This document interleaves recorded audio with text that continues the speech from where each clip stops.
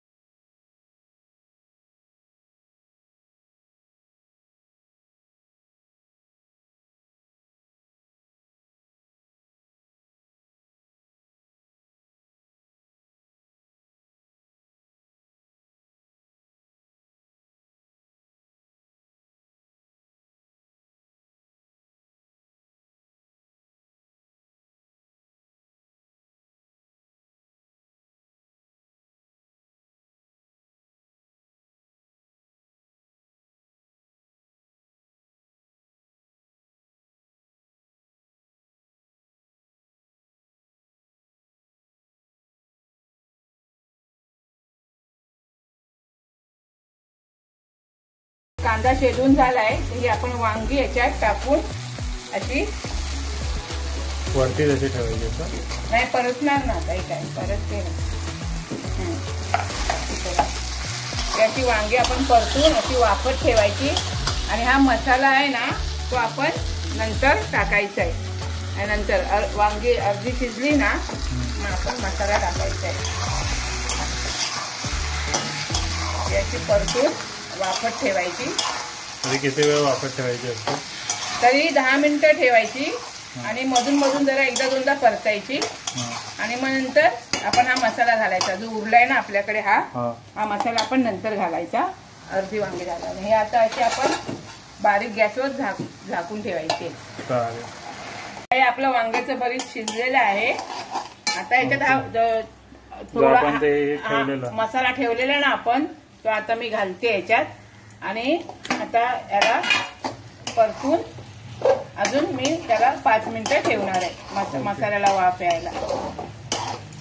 तुम्ही बघाल तर हे वांग्याचं भरीत आपलं रेडी आहे। रेडी आहे ना आई? हा, एकदम रेडी आहे। एकदम रेडी आहे। मस्त कलर आला त्याला, सुंदर दिसतंय, वास मस्त सुटलाय, सुगंध। कसा वाटला तुम्हाला वांग्याचं भरीत आमचं कमेंट करून सांगा। तर मित्रांनो, कसं वाटलं तुम्हाला वांग्याचं भरीत मला कमेंट करून सांगा। चॅनलला लाईक करा, चॅनलला सबस्क्राईब करा। तुम्ही सबस्क्राईब नाही करत तर सबस्क्राईब करा आणि तुमच्या मित्रांसोबत शेअर करा। आणि अशाच नवनवीन रेसिपीज तुम्हाला काय हव्या असेल तर ते सांगा आणि मी पण अशा नवनवीन रेसिपीज तुमच्यासाठी आणत राहीन। तर स्वतःची काळजी घ्या, आपल्या परिवाराची काळजी घ्या. भेटू एका नवीन व्हिडिओ सकट.